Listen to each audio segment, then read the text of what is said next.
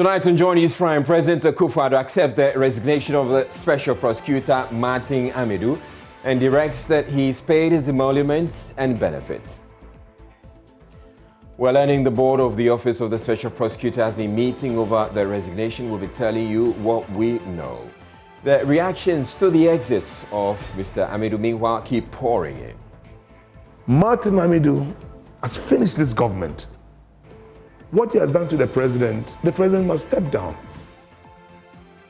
The NDC and MPP have also both issued statements with their reactions, and we'll be sharing that with you. In other news, police in Kumasi investigates an extreme case of road rage involving a driver who shot himself in the head after shooting another person for cautioning about his driving. Now, as more tributes pouring for the late President Jerry Rawlings, the people of his hometown have made a request of their own. In business, Nigeria hints of keeping its borders shut. The trade negotiator for the Continental Free Trade Agreement area says member states cannot be trusted when it comes to dumping practices. We have to be realistic. If our borders are not secure, then we have not just a trade problem, but we also have a national security problem. my name is Israel and Joynews Prime is coming to you live from our Final Four studios at Kokomlimli here in Accra on your digital terrestrial TV, because we're free to air, and also on DSTV channel 421 and GoTV channel 144. This is the home of independent, fearless, credible, and impactful journalism. Do stay tuned in.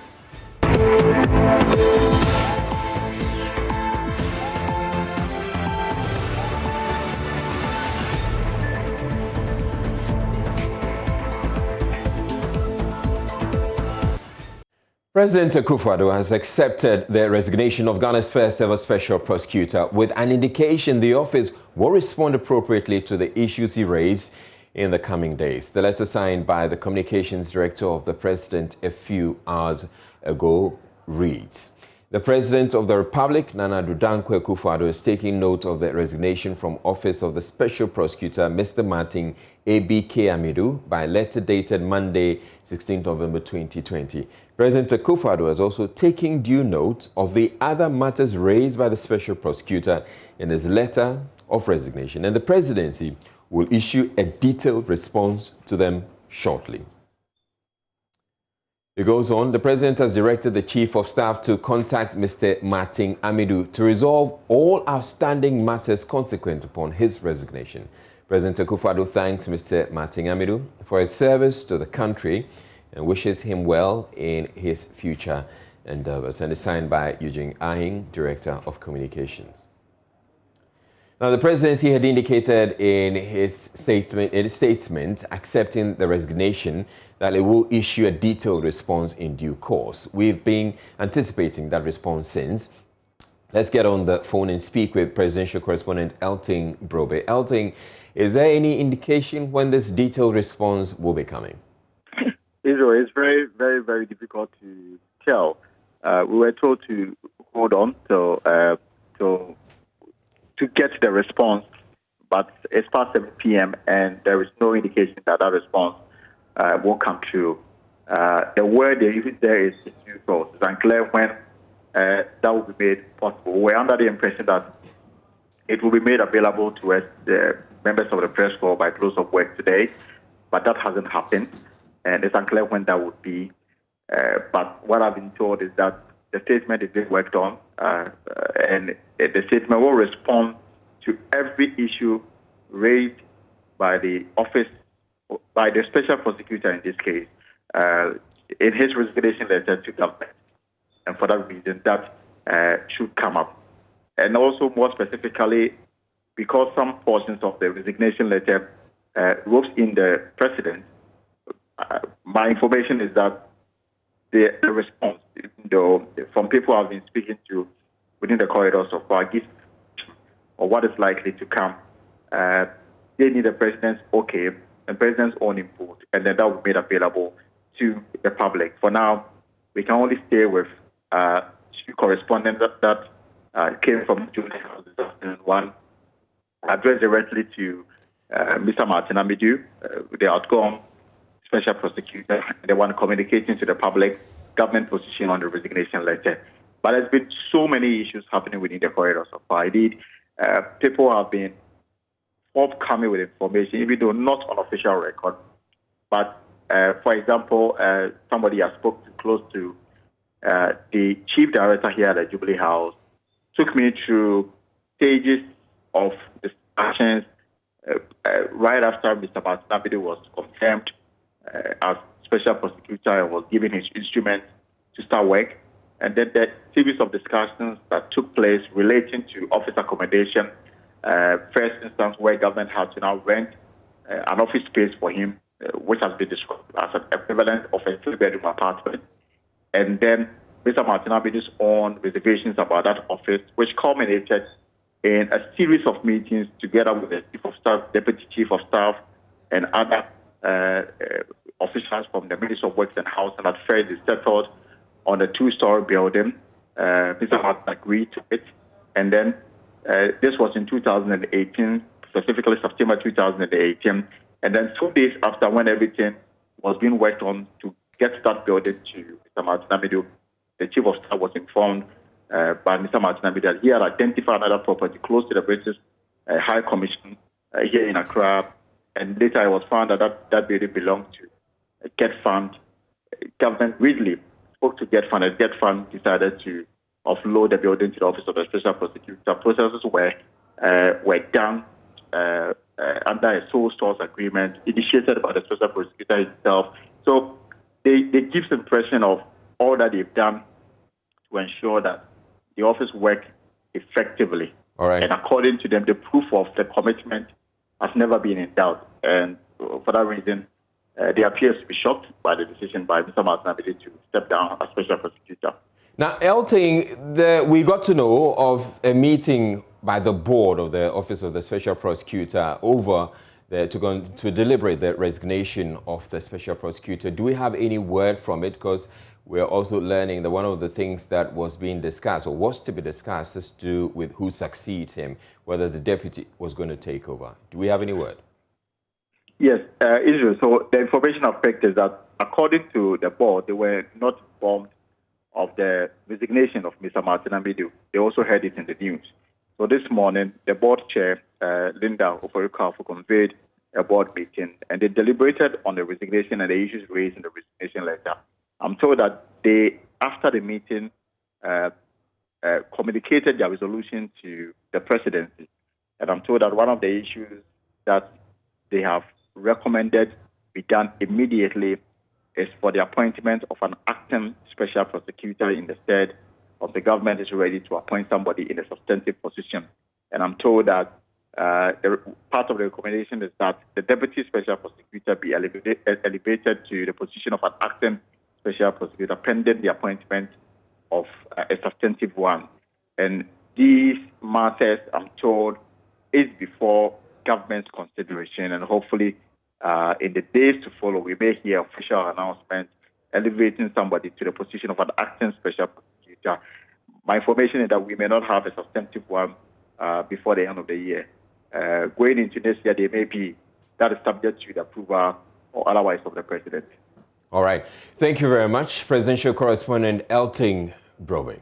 A day after the resignation of Ghana's first ever special prosecutor due to differences he had with the appointing authority, Joynews visited the office to gauge the mood and reaction of the staff. Latif Idris has more. Then candidate Nana Addo Dankwa Akufo-Addo's bold declaration to create a specialized and independent office to fight corruption and corruption-related offenses in Ghana manifested when he appointed Martin Amidu as the country's first ever special prosecutor.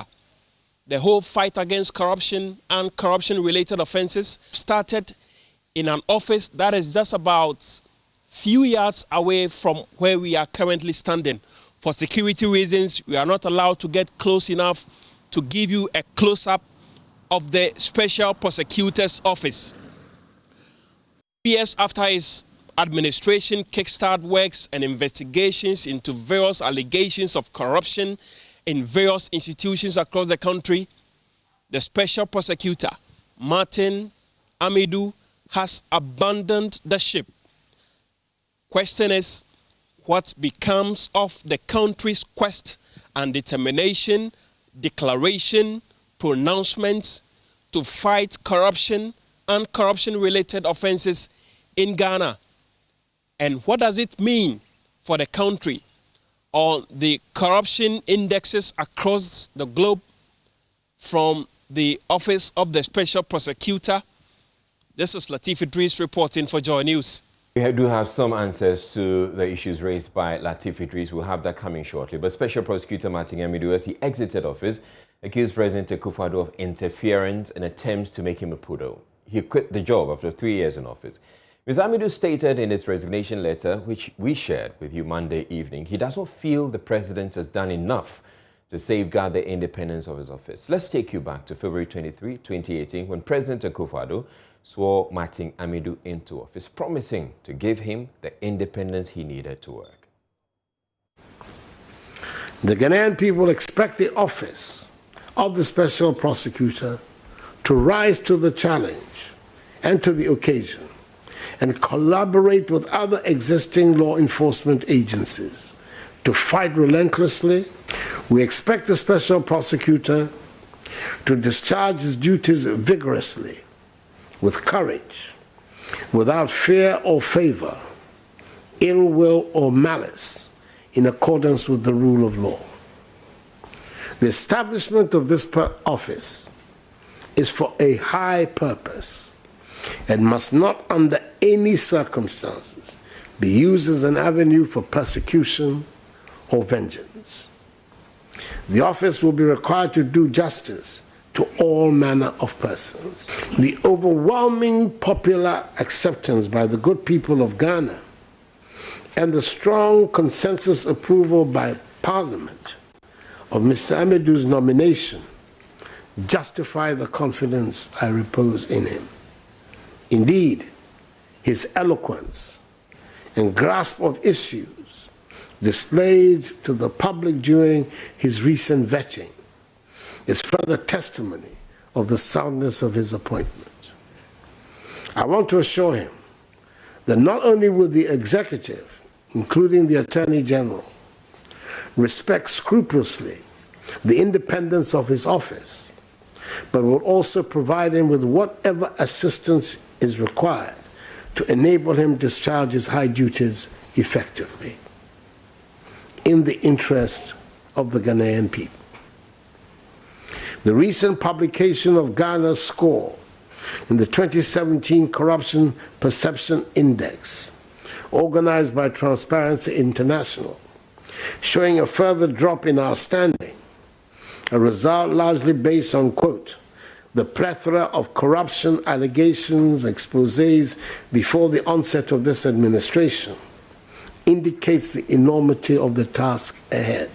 Executive Director of the Institute for Democratic Governance, Dr. Emmanuel Akwete, has cast doubts about President Akufo-Addo's government's commitment to nip corruption in the bud after it accepted Martin Amidu's resignation as Special Prosecutor. According to him, Martin Amidu's exit collapses the office of the Special Prosecutor, as it will be difficult to get a replacement to fill the office. I'm very consistent with that.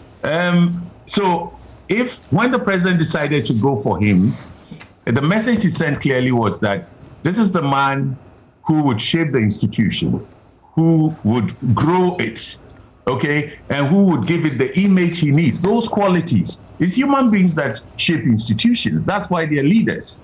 And in that case, it emboldens the staff and it gives it a particular image and integrity. When you do not have leaders who can build institutions that way and stand up against authority and even prove to the highest office holder in the land that you're wrong on this, or say, he wrote his letter with a lot of respect and courtesies and so on. But he was still making the point that this is wrong. It is not acceptable. And the president is also a lawyer, a constitutional lawyer and all that. So he's opened, it's a fight. I think if the president says, okay, I accept your resignation and I am appointing somebody, it's fatal to the integrity and strength of the office. That is what we are faced with now. It signals, the collapse of the institute or the death of it spiritually, because you need somebody with a certain quality to build the institutions. Institutions are built by human beings. Former High Commissioner to the United Kingdom, Victor Smith, is demanding President Akufo-Addo resigns after the special prosecutor indicted him in his resignation letter. Victor Smith believes the claims made by Mr. Amidu in his letter cast serious suspicions on the president's reputation. He says Nana Akufo-Addo must step down to save himself further embarrassment. Martin Amidu has finished this government. What he has done to the president must step down. He must go home. If somebody does such an expose about you in the legal area, because you are a lawyer yourself, and exposes you so badly, in some other jurisdiction, maybe people have asked him to resign because he's finished himself. That you try to engage the guy to alter an investigation of some sort, and he refused. And he's put it out there in the public domain. He has finished you. But of course, knowing Ghana, they don't give up easily. They fight. So this is it. I mean, for me, somebody says it's a blessing to NDC, just like I said, President Rawlings dies and it's a blessing. No, I'm not looking at it that way. He has indicted a government. He has only confirmed what NDC has been saying about this government, the clearinghouse president. All the things we said about the president, now there's a living evidence. Right, so the governing New Patriotic Party has been reacting. They put out a statement, which I will share with you shortly. They are making their case. They do not think that this is an indictment on the president. It says the presidency and the Ministry of Finance, the evidence is clearly, indicates clearly, has done everything to make the OSP operational, effective and independent. The decision to appoint Mr. Martin Amidu himself is a clear indication that the president did not intend for the office to be headed by a lackey. Remember those who lacked the courage to implement their own manifesto pledge. The National Democratic Congress gave a manifesto promise to separate the Attorney General's Department from the Ministry of Justice, to give the AG the independence to prosecute corruption cases without fear or favor. Moving on to other stories, residents of Ayiduase in the Ashanti regional capital, Kumasi, are yet to get over the shock of a bizarre incident of extreme road rage where shots were fired in broad daylight. The first shot was fired by 31-year-old Samson Zabanga, who drives a Kia Optima Saloon car, at 52-year-old Kwame Amwa for cautioning him against careless driving at Ayiduase near KNUST. Zabanga, who was infuriated by Amwa's caution, resorted to the use of the weapon after the two exchanged slaps. Zabanga then shot himself after he was surrounded by the police, who had rushed to the scene to stop a mob from pouncing on him. Some eyewitnesses have been recounting the harrowing incident to Joynews. This is the main Ayiduase to KNUST campus church here in Kumasi. And where I stand presently is few meters away from one of the KNUST exits. They call it the Agrek Gate. And at this point this morning, a driver of a Kia Saloon vehicle shot one man for telling him to drive cautiously on the road. I was just standing with Mr. Amwa. I was discussing some issue with him. So when I saw a guy driving very careless on the road, so we just approached to the guy and says, Amwa says, please drive very carefully, because this place is just a busy road. You can cause an easy accident. So the guy get up from his car and just slap Amwa. So you know Amwa is also a man, so he just replied the slap. So I just saw the guy just taking a gun from his car, just shot Amwa three times, just seriously. So I called someone for some help, so we just take him to a car and just take him to a hospital. So what did Amwa say to him that made him shoot him? No, you know, it was just an agreement between him and Amwa that you should drive well, because the way the guy was driving, it wasn't good at all. The way the guy was driving, it wasn't good at all. So I think there's something happened, but that time I was just standing at Amwa's back. So I just saw the guy slapping Amwa. So Amwa just replied the slap to the guy. And he went back into the car and picked a gun? Yeah, he was standing with his car in front of the gate. So he just took up the gun and just shot him. How many times? 3 times. Wow. And what happened after? So I just stopped a car just there. So I just tell them to cross the road, the driver to cross the road, else the guy will just run away. So I take a car and put Amwa inside to take him to the hospital. We are learning the guy also shot himself. What happened? Yeah, the police just came around, so they surrounded him and showed a gun to him and says he should come out from the car. So I think the guy saw, I think he was afraid, so he just took out his gun and shot himself. So the police one by you know, yes, I know person head the bay, or Johnny, Harry Terran pursue Johnny. And ya found man, no, I block it, try for an abroke. Saturn no aboni Timutu and Anamo, Saturn no Yamon Timutu.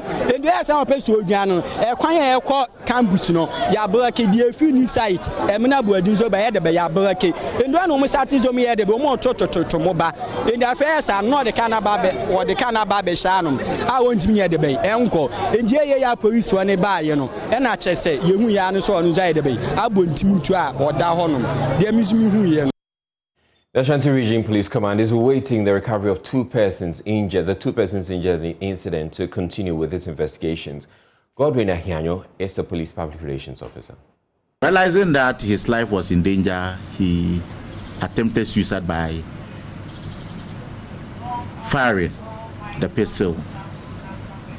As we speak, he has also sustained injuries in the head and is at the Kompanoche Teaching Hospital in a very critical condition. He's, however, receiving treatment. The other person who was also shot in the lower abdomen is also receiving treatment at the Kompanoche Teaching Hospital, also in a very critical condition. At the moment, we have our men at the hospital, and when they recover, definitely we'll continue with investigation. But for now, both of them are at the hospital. The police investigators are there with armed police guard, making sure that they give protection to both the victim and the suspect. So if you ask, I'll say yes, this is what happened this morning, and the police is investigating it. And we're still keeping an eye on that situation. You're watching Joynews Prime. We're taking a break, but still in the bulletin in business. Nigeria hints it will keep its borders shut, with the main trade negotiator saying it does not trust member states over dumping practices. We have to be realistic.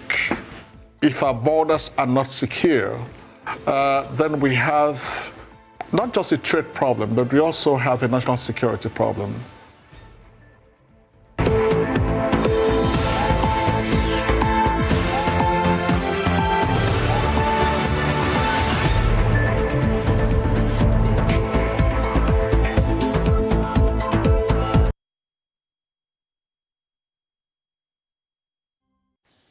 And it's now time for business with me, Charles Aite.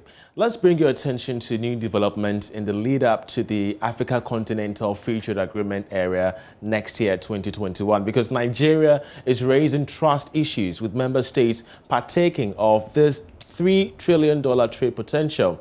The federal state's chief trade negotiator for the Continental Free Trade Agreement area, Victor Liman, announced that despite Nigeria agreeing to ratify the agreement, their borders will remain shut, especially when concerns over dumping are rampant in these times. Take a listen to him as he granted Arise Television of Nigeria an interview on this issue. We have to be realistic. If our borders are not secure, then we have not just a trade problem, but we also have a national security problem. Every country needs to take steps to ensure that they put together a credible, secure border, put together a policy framework that ensures that people can trade freely across the border without any form of fear or encumbrance. I believe and I know that Nigeria is working round the clock to ensure that our borders are secure from smugglers. And so I think there is need for us to really sit together amongst ourselves, not just Nigeria, but also within the region, and of course at the continental level, and say, if you do not secure your border, and criminal elements or our markets are abused or exposed to infractions, then we would do this. We would do A, B, Z. We would sanction. We place a sanction on you. So every stakeholder needs to take this on board to ensure that we need to have a secure border. Here are some reasons we must be concerned by this development. First of all, Nigeria is an economic powerhouse in Africa. Shutting down borders over issues of dumping, when indeed member states have ratified rules of origins, is problematic. Also, any reprisal response from member states like Ghana, Kenya, or even South Africa can jeopardize the very essence of the Continental Free Trade Agreement area. It is against this backdrop that the president of the Ghana Union of Traders Association, who also doubles as a member of the Retail Trade Commission of the Africa Continental Free Trade Area, says that the matter is very much worrying and that impending meetings are underway to ensure that Nigeria comes out clear on its decision to keep borders shut amidst the Continental Free Trade Agreement area next year. We shall be keeping an eye on this development to give you, updates as and when we do have them. But let's still stay on the Continental Free Trade, because African countries that may not have what it takes to begin trading under the Continental Free Trade Agreement area in January 2021 will receive some support from the Secretariat. Now, this is to ensure that no country is left behind in the world's largest trade deal after the creation of the World Trade Organization. Here is a report, of course, on the African Council of Ministers, which commenced this week's preparatory meetings on the implementation of the agreement. Series of meetings to prepare for commencement of trade is in line with the objectives of ensuring that all member countries put in place the necessary mechanisms to be able to trade from January 2021. Head of the AFCFTA affairs at the Ghana Revenue Authority, who is also chairing the Committee on Trading Goods and the Subcommittee on Trade Facilitation and Customs Operation, Feshin Akoto, told Joy Business that countries that will be ready by the January 2021 deadline will be given the necessary support. When you look at the main framework agreement, there is a provision that we should have in mind that we are all not of the same level in development. Some of the countries are more developed than the others. So in dealing with such countries, we should be very considerate, looking at their level of development. So if any country is not ready, it is right for those developed ones to help them come out with the measures, help them put in place measures that will help them to implement the AFTA. So once they come out with their difficulties, that's why we have a secretariat. The secretariats will take all the will put in the possible measures to make sure that they have the basic things in place for trading to take place. On the part of Ghana, Chief Director of the Ministry of Trade and Industry, Patrick Nimo, told the delegate that regulatory bodies in the country have been given the necessary tools and are ready to play their role when implementation begins. He said Ghana is ready and prepared to begin trading under the Continental Free Trade Agreement, which is supported by a steering committee and the technical working groups. We've also set up a national coordinating office to provide a one-stop facilitation location for the private sector to go to for information and assistance. Regulatory authorities are ready and feverishly preparing for processes for exports, imports, and transit trade. Economic operators are keen to take advantage of this opportunity, and when you engage with them, they are keen about the details. The meeting is expected to conclude with a resolution on some pertinent trade barrier concerns among member nations.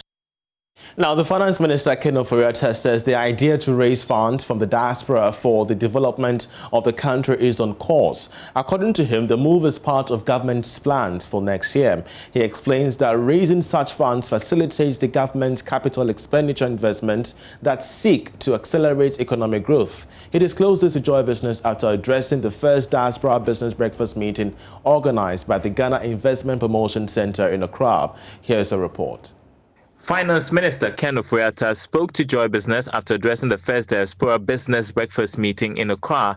The meeting, organized by the Ghana Investment Promotion Center, was aimed at engaging Ghanaian returnees and other nationals hoping to establish their business presence in the country. The minister is confident that raising funds from the diaspora through bonds is part of government's plan for next year. What this is going to call for, we have looked at various ways of trying to do this bond. There have been various experiences in Nigeria and in Kenya, and it has been sort of underwhelming in terms of the amount of resources we're able to mobilize, though India and Israel have done very well.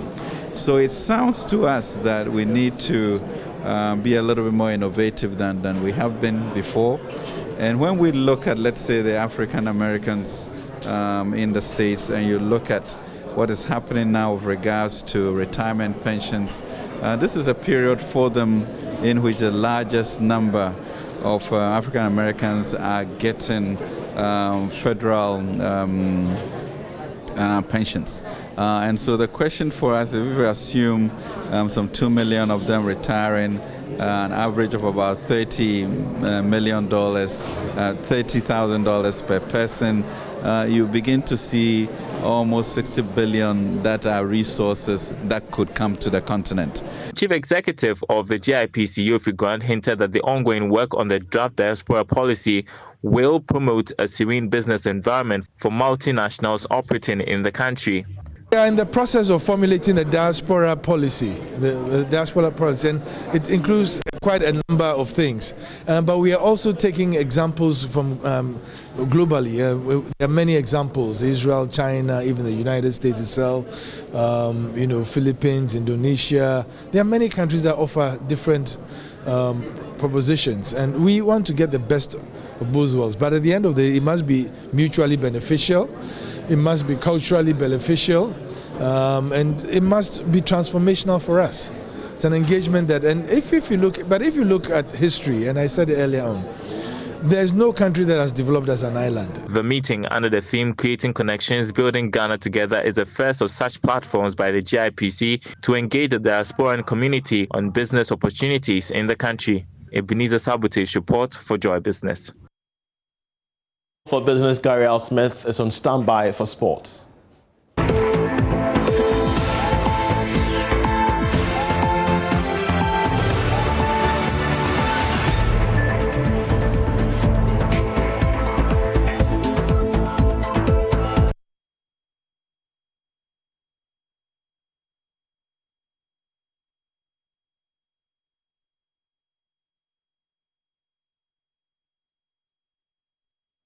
Hello and welcome to the sports on the Joynews Prime. I'm Gary L. Smith. Perhaps I should not be smiling because the Black Stars have blown their opportunity of qualifying for the Africa Cup of Nations ahead of time. Mohamed Abdul Rahman's 92nd minute goal delayed Ghana's qualification because the Black Stars lost by 1-0. So let's look at the highlights now. Right, so that's how it ended. What does this mean though? I'll show you that in a second. But what were the Joy Sports player ratings for the Black Stars in this one? This is how we rated them. Some were not too kind, and this is by the team. Fatah Dawda got the highest rating of 5/10 according to our team. And then the lowest rating went to Jeffrey Schlupp, who had 0.5/10. Wakaso was also there, had an enterprising performance, 5/10. Ifri Akwa had a 3.5 average by the team standards. Alexander Jiku, he actually had the highest of 5.5. Jordan Ayew pulled a 4. Tariq Fosu, who's been good in previous games, had a 1.5. And you can see all the rest on myjoyonline.com. We give CK Akono, it's down there. You can't see because of the crawl, 1/10. Now, in terms of the group, what does this do to Ghana's qualification hopes? As it stands, the Black Stars currently are top of the group because of head-to-head. They have 2 matches more to play. We'll come back to that later. South Africa are second. Sudan are third with 6 points. And Sao Tome and Principe, the island nation, have no points at all. Don't forget that South Africa beat Sao Tome and Principe by 4-2 yesterday. And what it means in terms of the next batch of matches for the Black Stars.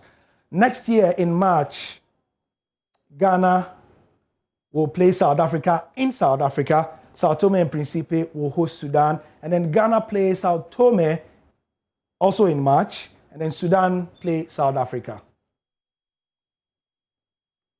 That's it for sports. Remember, 2 teams qualify from the group, so it's not that bad. I'm Gary Al Smith. I'll be back. Right, it's time for Showbiz, and Becky Bex is here. Hello, Becky. Hello to you, Easy. How you doing? I'm well. How about you? Fine, thank you. Okay. Let's congratulate Kaki. Before then, I just want to acknowledge your shirt. Oh. Becky E Vibes. Oh, thank you. It's right here. Yeah. And Color Max is right here. Thank you very much. Okay, go ahead. You're such a thoughtful human being. Congratulations to Kaki. News is out there that she's giving birth to a bouncing baby girl in London. Remember that she got married it's just this year. Okay. She had to Congratulations to her. The music career to, have a family, which she has just started. And so we say a big congratulations to Kaki I love Kaki. Yeah. Well, she has some really nice tracks. Yeah. Yeah. And I really wanted to come back to music. Sometimes these celebrities, they go out there, give birth, and they will return again. But, well, that's totally her choice, and we respect that. Let's move on, Easy. Let's talk about Bisakede. Okay. He's been trending over the weekend. He's still trending. Today, he's been explaining how he got the deal. That Netflix movie. The Netflix movie, how he got the deal. Actually, the producers contacted him, and he had to just do this. So he spoke on Daybreak Hits with Andy Dusty. To have a lot more of our artists, follow and do, stuff that will end up in international circles. Many Ghanaians, or for a section of the Ghanaians that have been saying that Bisakede only produces funeral songs. Who said that? Oh, they say it all the time. So like, I am the one saying it. Stop laughing. No. When you laugh, it means that, But it's not true. It's not. It's not true. I don't know why It's not true. It's not true. But I don't praise. It's just this Friday. And we need to remind everybody else that we're having a lot of fun that day, lots of blessings. And we had MOG. He was on the Cosmopolitan Mix with Dorian, and he's been sharing what to expect on that day. What should we expect on the big night at a Dumpre 2020? Well, we are bringing the power of God, first of all, and the skill that God has blessed us with. So we are going to minister the songs that God has given to us. And everybody would have been watching us live in their homes, online, everywhere, will be impacted with the power of God. Right. So you just can't afford to miss it. This not the ticketed event. No, it's free. Yeah, you can just go online and just sit there and just enjoy. Tune into TV and you get. Are there some favorites you think that people like that you definitely will be singing? Yeah, definitely. I'll be singing "Be Lifted." I'll be singing "Hallelujah." I'll be singing "Elohim." The new album we just released, "Experience." I'll be singing "Jesus." I'll be singing "Redeemed." Actually, Jesus is playing in the background right now. Yeah, and the new sensation that we released about a week ago, that is, causing fire everywhere. The local praise. Yeah. We will be singing. Yeah, of course, the local praise. People like that as well. Wow. So what have you been doing to prepare for this big night? Big rehearsals, or you are just, No, we are rehearsing. Mm-hmm. We are rehearsing. My team. Tonight, for instance, my team is rehearsing again. Mm-hmm. So I'll be joining them tonight. And we'll be rehearsing. We are preparing eagerly. I like the use of the word eagerly. So it's going to be big. The platform is huge, so we need to prepare accordingly. All right, so we're looking forward to on Friday, together with Elder Kwesi Miracle and the multimedia choir. You will see. Are you in the choir? I don't know why they didn't add me. Oh, but can you sing? You see, you know me, you know my talent. I can sing, but I don't mind it. But this weekend, we have the Minister for Information, Kojo Ponkroma, on e-vibes. It's, yeah, right here, e-vibes. And he's been talking about politics, how he got into politics. Right. Do you know that it was a blessed mistake? No, I didn't know that. Oh, well, that's what he said. I always mention that politics was purely by accident. So when I left radio and then I was in law school, the Member of Parliament here, David Oponkusi, had completed his 12-year tenure and was exiting, and we're looking for a new candidate. So it's right around these same areas where we are talking to executives that, listen, look for somebody who's young and has energy and can do X, Y, Z. And so when I left and I went to Accra, there he is, Rabi. That's him. He's our organizer. There he is. He's one of the conspirators. And then two others, Alaji Awal, he's not here, and then Mr. Samoa. They came back to me in Accra and said, we've been thinking about it and we think you should be our candidate. And how did you take it? Well, initially I was like, that's not my path. That's not what I want to do. I want to practice my law, build my business and move on. But they're very persuasive. And after speaking to my wife, to the family, to a few of my spiritual advisors, we decided it's not a bad idea, let's do this. And I'm coming to the end of a first term. You see my branded cars. Yes. We're just starting a campaign, hopefully for a second term. Something that started off as a mistake. Now, would you say that it's a blessing to you? It's a blessed mistake. I love that. Blessed mistake. Blessed. All right, so we're looking forward to the show. Of course, on Saturday, right here on the Joynews Before News File. Before our award-winning program. Okay. But Izzy, before I leave, there's this sad news coming in that businessman at Atomold. Yeah. Businessman and sports car enthusiast. Yes, Atomold. and if you're somebody who frequents the Labadi Beach Hotel, you will notice his, cars, sports red, cars, yeah. Red in color. I think he loves red, and a lot of people have been paying tributes to him. Oh, that's him right there on your screens. Yeah. This guy, we have these people in Ghana, and you don't hear. Yeah, he's one guy who apparently doesn't make a lot of noise, so we don't know about it. But he's quite wealthy. Yeah. Yeah. All right, may he rest in peace. Alex Mould actually announced his passing. All right, thank you very much, Bex, for bringing us showbiz. That'll be it for those of you watching on Joy Prime. But there's more news on the Joy News channel. Do stay tuned in.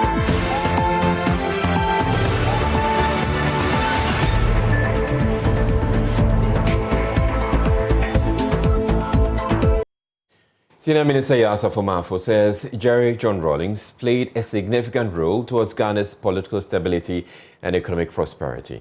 The senior minister, who is among scores of religious leaders and members of the diplomatic community who were at the Accra International Conference Center to sign the Book of Condolence opened for the deceased former president, also described him as genuine, forthright and courageous. Maxwell Agbagba has more. Scores of religious leaders and members of the diplomatic community have been visiting the foyer of the Accra International Conference Center to sign the Book of Condolence here at the AICC. We've been speaking to spokesperson for the National Chief Imam, Sheikh Aremeyao Shaibu. He has been talking about the contributions of J.J. Rawlings to education in Muslim communities.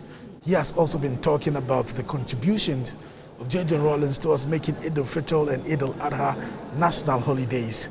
One of the things that he did, which remained a tradition, he is the first president who provided a space for a joint prayer between Muslims and Christians. For example, at any state event, he made it possible for a Christian prayer to be said and a Muslim prayer to be followed.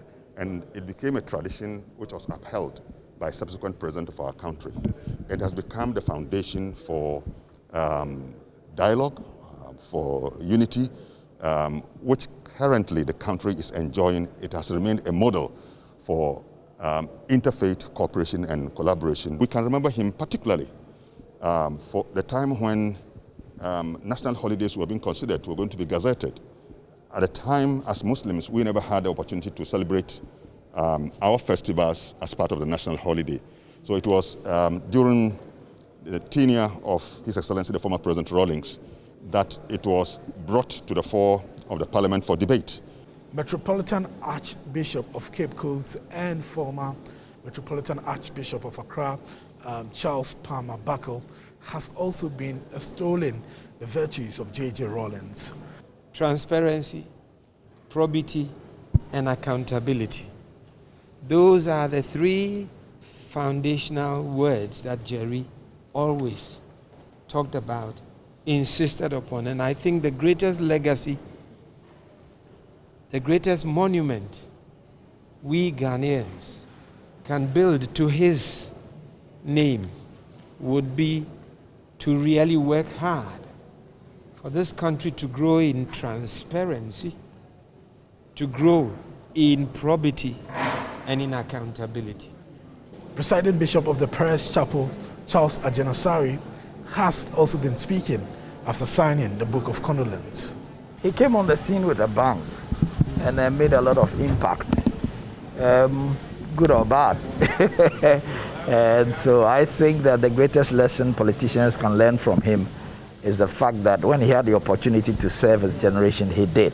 Young politicians must be determined and focused, and they must desire not to just go after money, but to be able to serve this generation or serve their nation and be a blessing.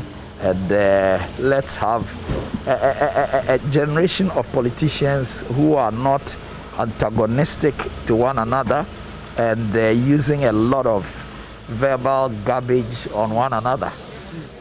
We want decency in our politics. We have also been speaking to the senior minister, Yao Osafo Mafo. He says he first met J.J. Rawlings in 1962 back at Achimota School. I never had any problem from President Rawlings. I managed 2 state banks, the Bank for House and Construction under his worship, and the National Investment Bank. And I would say without any provocation that is very genuine, forthright, courageous, and he cared for the underprivileged people generally. Former President Rawlings babysitted the Fourth Republic, and that is the most enduring republic we have.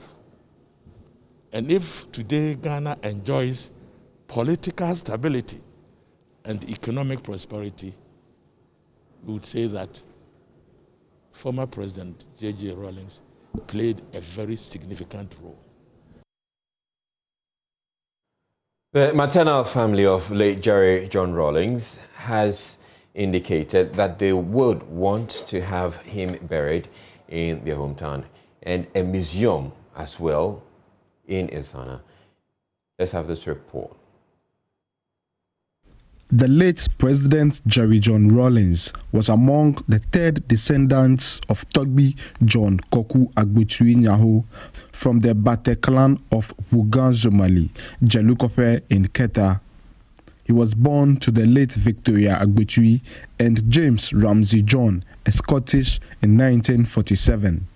According to the Agbetui family, the late Rawlings spent some of his early days in Jelukope and never cut off ties with his family here. This picture we are seeing here, this is Rawlings' grandfather, the mother's father. The mother's father. His name is Emmanuel Gufi Agbetui, former court registrar. Okay, this is one of the grandmother, a sister to the grandfather called Helepe Agbetui. This one, this Rawlings' mother, Madam Victoria Agbetui, is the daughter of Emmanuel Kofi Agbetui. Okay. You come here. Godwin Kosibe Agbotwi is also a grandfather of Jerry John Rollins. This is Agnes Doche Agbotwi, also a grandfather of Jerry John Rollins. This is Joyce Masavi Agbotwi. This is Michael Susudi's mother, a cousin to Rollins. Before his death, he often paid unexpected visits to the family house where he interacted with everybody in the community, irrespective of societal status. His presence often generates excitement in Jelukope as the young and old visit the family house just to catch a glimpse of the Yevovia he is affectionately called. Yevovia means the white man. The family head, Augustine Koblavi, says they are still reeling from the shock of the sudden death of President Jerry John Rollins. Nothing Baba Vieva. Miss Saber Kushikaya Yauraba. Yakupata Kovanami. Ah, Nkia Joha. You get all a biao. Obala Mahava. Oh, a dapachi, I'm a young poyon, Aisa. I thought we are Hachia, a young poyon, Aisa. I thought we are Hachia, a young poyon, Aisa. Gaswa did it. How much is she of Bueno? You couldn't out of Viva and quite have a cod at Yaroki, and Yaroki letter. Yata Pivava. When you know you can a job, and your friend Nakamakata go to. When you have like a tsunami, you do your share. Yetamabu, Aruku, Tavama, na Mipumala. One thing that all family members and residents in Jelukope agree on is the need for the late president to be buried in his hometown. They suggested that a museum should be set up to house his body. We have to pray over. Near Dofia, never state buried another. Or I should see them for Mao. Then you are Miatobo. We have a tourist center. No, Kamakata, Marabaya Vako, Jerry John Rollins, Agbotwi. Where your door of Akwe. I never verse and I mean, and like a Netonia Bami Kukuramana, Lura, Barre. Amamakuna Pata, near a fear.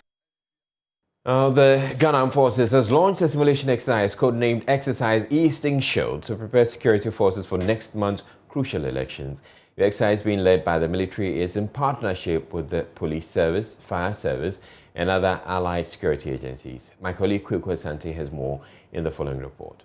With political tension heightening in the country as the country prepares for this year's crucial election, which is only 3 weeks away, the security agencies are signaling their preparedness to protect the peace of the country. Today, the Ghana Armed Forces have launched a simulation exercise codenamed Exercise Easting Shield to prepare security forces for next month's election. The exercise is being led by the military and is in partnership with the Ghana Police Service, the Fire Service, as well as other allied security agencies. Here is General Officer Commanding of the Southern Command of the Ghana Armed Forces, Brigadier General Yeboah Insia, who launched the exercise at the command headquarters in Teshi, explaining what this exercise is about.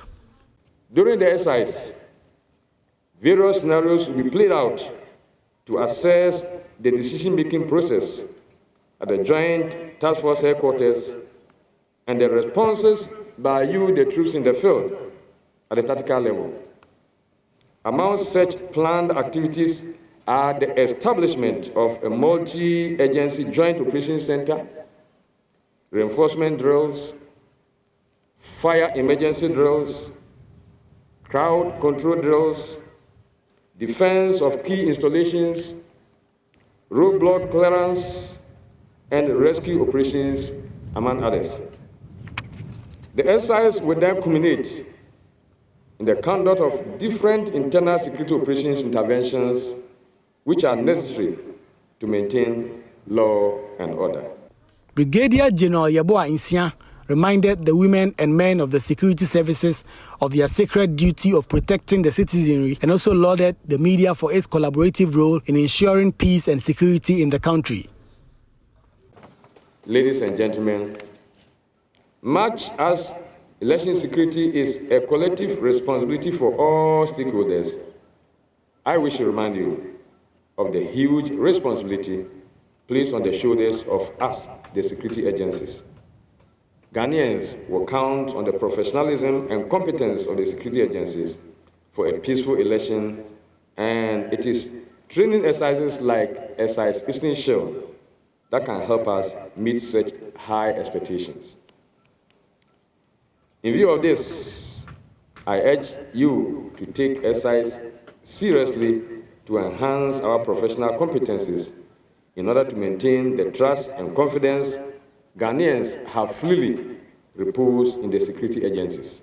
Well, for all unpatriotic citizens intending to foment trouble ahead of the elections, the security services have a message for you. They are ready to deal with you and make this year's election peaceful and secured.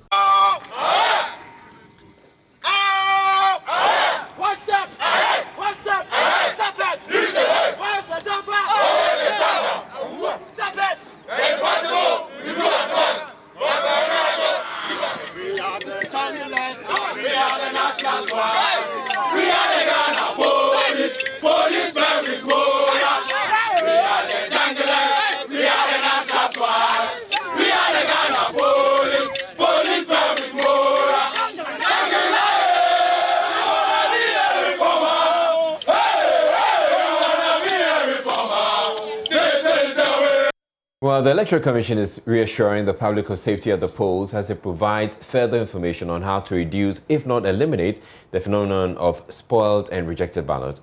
The assurance comes even as the police says it has identified as many as 6,000 hotspots.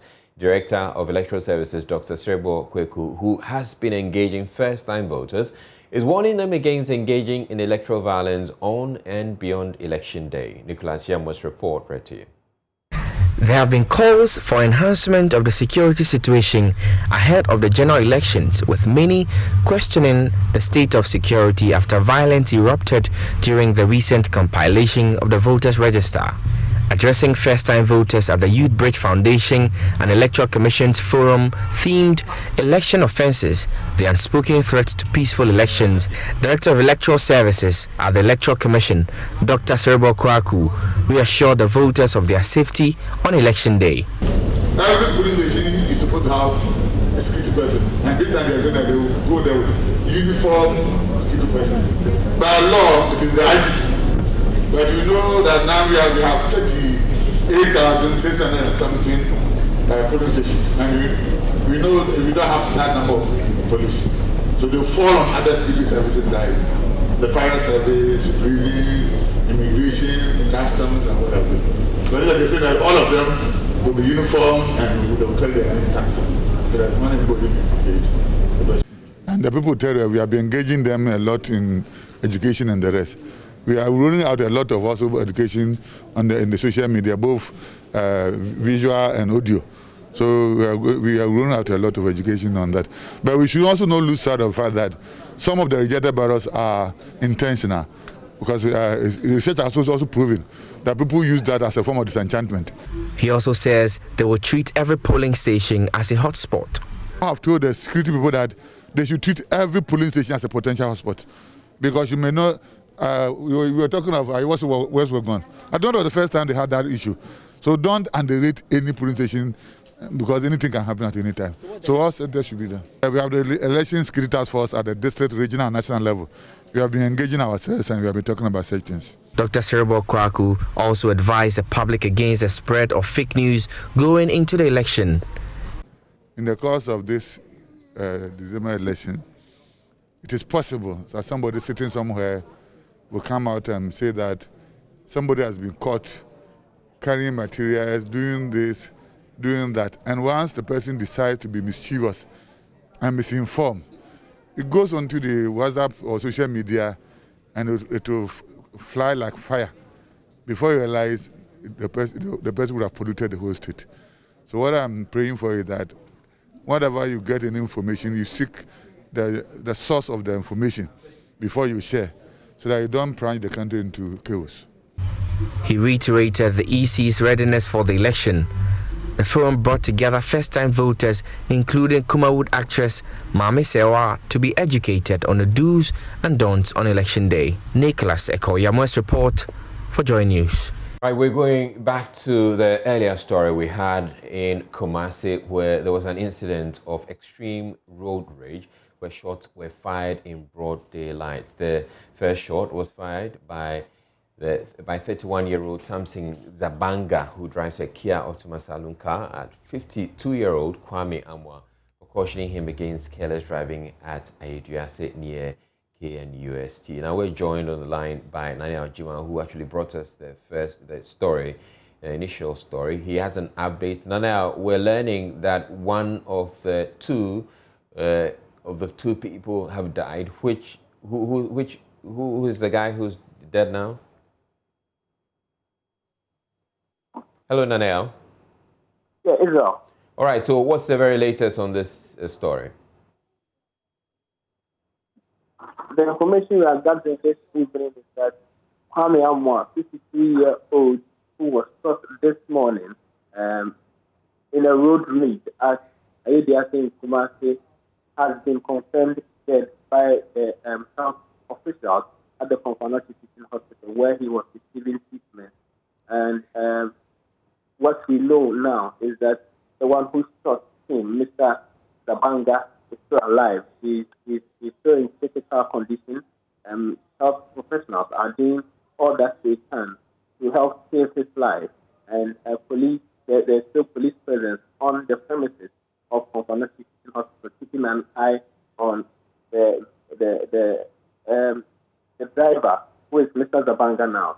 So we can confirm now that Mr. Amwa, who was shot this morning trying to draw the attention of Mr. Zabanga, who was driving recklessly on the road, has been confirmed dead.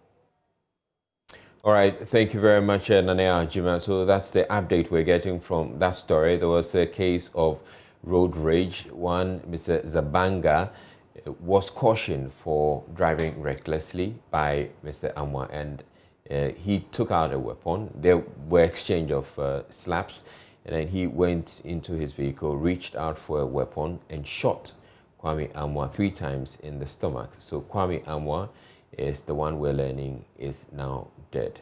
Zabanga, we're learning, is still in a critical condition. You're watching Joynews Prime. We're taking a break here. We're bringing you more business news. Please do stay tuned.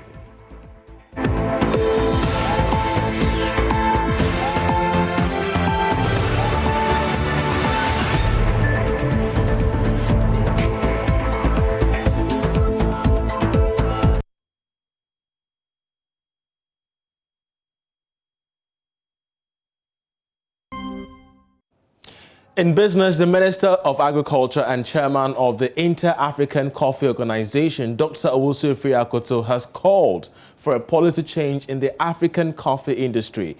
Ghana, just like other African countries, are raking in less revenue from the coffee value chain despite the existence of a huge global market. Even though Africa is the largest coffee producer, the continent only gained 2% of the global $100 million gains from coffee. Addressing the virtual 60th annual general meeting of the IACO, the minister lamented the trade deficit of exporting 90% raw coffee to the global market while importing $700 million worth of coffee products of the continent annually is depressing. The significance of this meeting to the African coffee industry remains undiminished. Ghana is therefore pleased to host this important meeting with the participation of all of the critical stakeholders in the African coffee industry. The Ghanaian coffee industry, like many others in Africa, is undergoing a revolution underlined by the desire to transition from colonial legacy to African autonomy. Coffee was one of the major cash crops promoted by colonial masters. Hence, post-independence, the major market for coffee and its cousins, cocoa and tea, remain outside the continent. African producers have continued to target Europe and North America as a key market for export of coffee beans. By this arrangement, the fortunes of our hardworking producers are tied to a volatile market, underpinned by the economic conditions of those economies.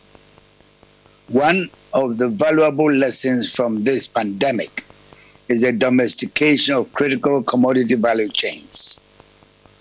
Increasing continental consumption and raising the level of domestic value addition of these commodities is long overdue.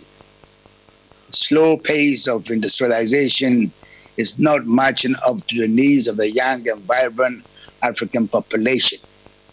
This situation has resulted in huge imports of finished products from other parts of the world. The African market is rightly sending signals for the necessary investments in value addition of cash crops, particularly coffee.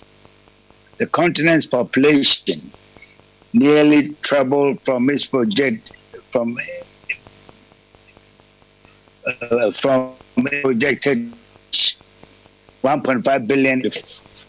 Rapid urbanization is taking place across Africa. Currently, the urban population is estimated at 40% compared to 27% only in 1980. By 2050, that's 50 years hence, Africa will be majority urban, with nearly 56% of its population living in urban areas. Let's stay on the agri sector because the Ministry of Food and Agriculture is spearheading an initiative with Netherlands government to support the implementation of Ghana's food security policies. Officials say the move will focus on strengthening the diverse agri colleges' institutional performance and equip them in that particular regard. Human Resource Director of the Ministry of Food and Agriculture, Lawete Tetip, says the success of the program will empower the sector's training institutions to generate internal funds as well. He said this when the Netherlands Initiative for Capacity Building in Higher Education made a presentation to the 4 agricultural training colleges in Ghana. Prince Apia has more in this report. One common challenge often faced by educational institutions in Ghana is the available equipment for practical demonstrations. It is even more critical in training colleges in the country. The Kwadaso Agricultural Training College, for instance, is one such institution. Reverend Benjamin Asante Mensah is the principal. The students go to the classroom, to lecture room, they learn a whole lot of theoretical facts. But then, having hands-on experience that will enable them to confidently practice on the field is something that is lacking. This gesture will beef up our training program, will really enhance our capacity. He said this when the Netherlands Initiative for Capacity Building in Higher Education donated tractors, plows, harrows and planters to the Kwadaso Agriculture Training College and 3 others. The project seeks to support the further implementation of the Ghanaian food security policies and plans by strengthening the colleges in their overall institution and organizational performance. Reverend Asante Mensah says the gesture is timely. Every year we plant a number of acres, sometimes 8 acres of maize. We have about 2 acres of vegetables and fruits. And once we have these machines, plowing will be easier, land preparation will be easier. And once they are, that's the starting point. So once the land is prepared very, very well with these machines, it will definitely increase our IGF. And we will also definitely be able to use them to generate some income for the college. Use it to expose our staff even to these machines and to also help. These training colleges also cultivate their school lands for small-scale commercializations. Human Resource Manager at the Ministry of Food and Agriculture, Lawete Tete, says the move will also enhance the internally generated funds of the institution. We have 4 agricultural colleges benefiting now. These are Ohawu Agricultural College in the Volta region, Kwadaso Agricultural College here, Ejura Agricultural College, and then Damango Agricultural College. As the schools are expanding, government cannot support them in everything, so they must also think of generating additional revenue to support whatever effort government is making. It is going to provide a greater exposure to the students. They can do much more practice in all the areas of agriculture. Meanwhile, it is also expected to create an entrepreneurial awareness and knowledge among staff and students in their education and research. Prince Apia reporting. Now, with rice consumption outstripping domestic production, the government, with support from AGRA, has put in place a series of measures to revolutionize the sector and ease imports of the commodity as well as boost exports. This focus on boosting production has already paid off, with Ghana currently producing about 55% of its rice consumption in less than 4 years. There is more in the following report by Anas Sabit. Rice has become the most important food staple after maize in Ghana, and its consumption keeps increasing as a result of population growth, urbanization, and change in consumer habits. With a higher consumption, the country largely depends on importation to make up the deficit in rice supply. However, in recent years, with the right structures in place for continuous progress of the government's Planting for Food and Jobs program, coupled with access to modern farming technology by the Ministry of Food and Agriculture, AGRA, and other governmental support, Ghana is currently gravitating towards self-sufficiency in both maize and rice production. Foster Kwame Boateng is the West African Regional Head of AGRA.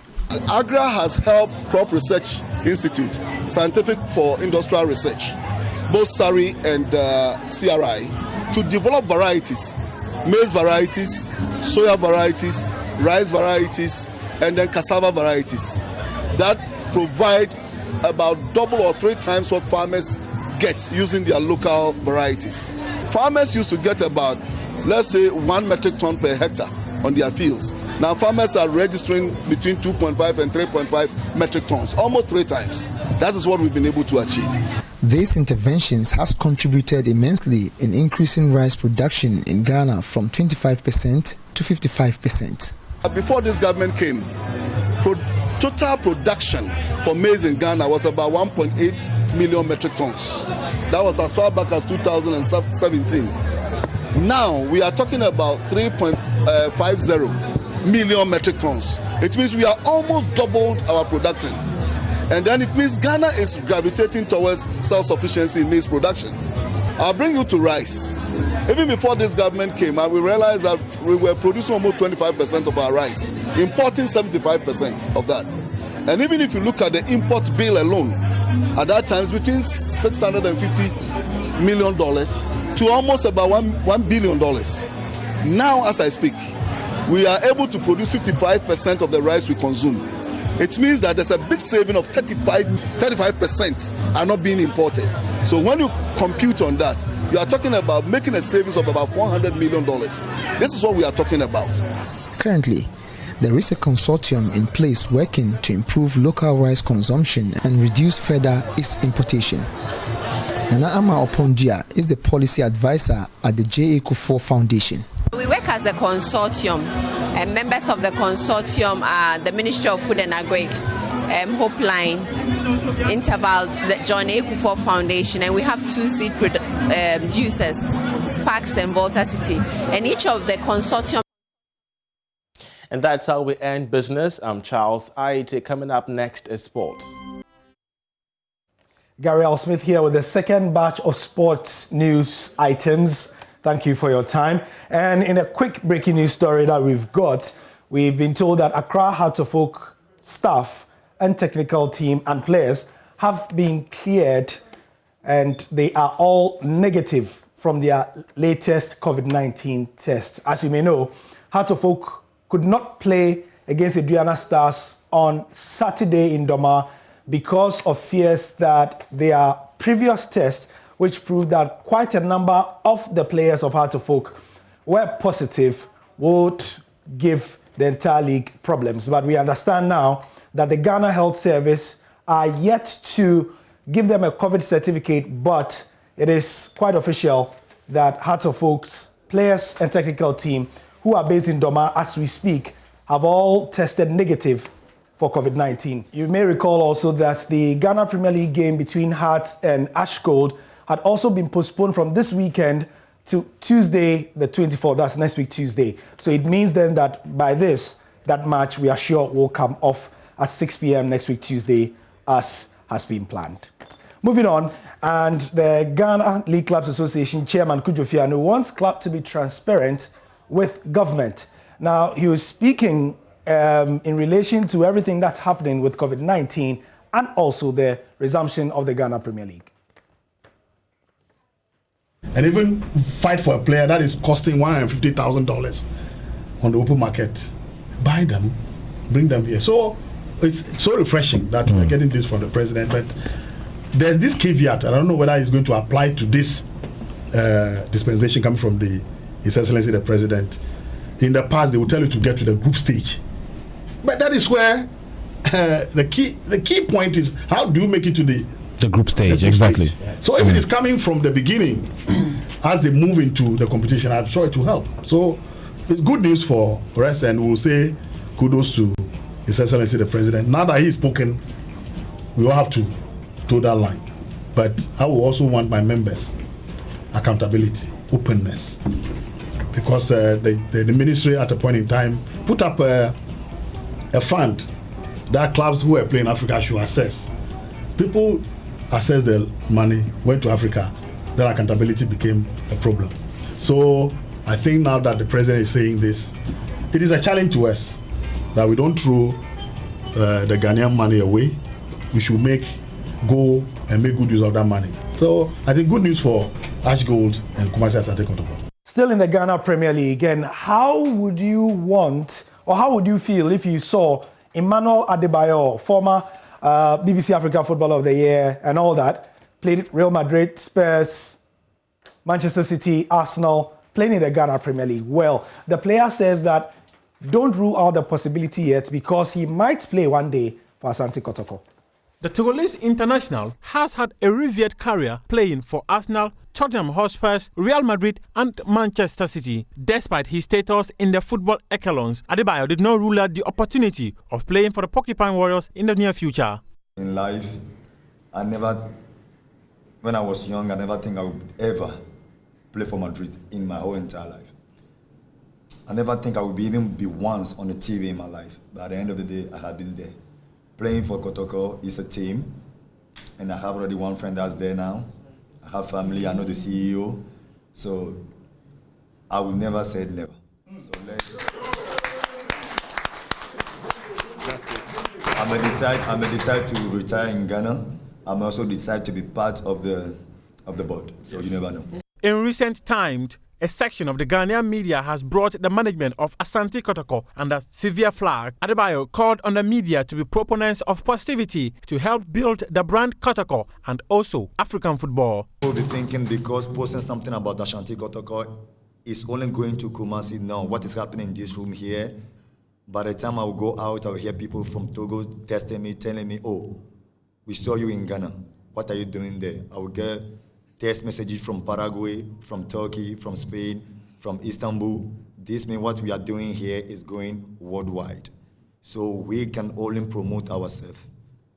As the teacher has said it before, I don't know her name, sorry.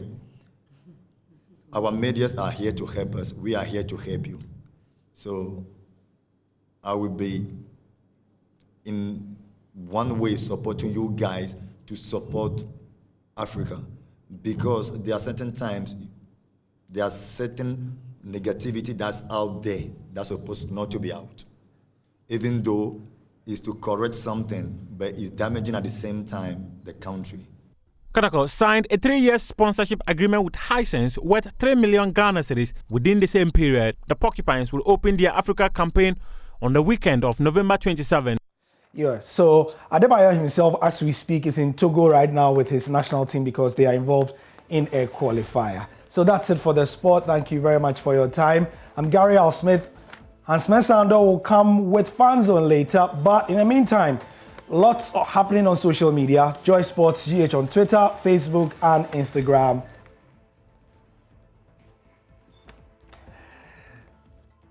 Thank you for your time.